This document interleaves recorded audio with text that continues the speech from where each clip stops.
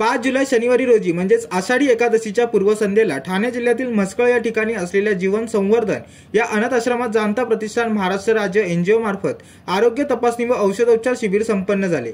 तेथील मुलांकरिता आरोग्य तपासणी व औषधोपचार अशा मेडिकल कॅम्पचे आयोजन करण्यात आले होते। यामध्ये मुलांचे आरोग्य तपासणी करून त्यांना मोफत वैद्यकीय मदत व औषधोपचार करण्यात आले।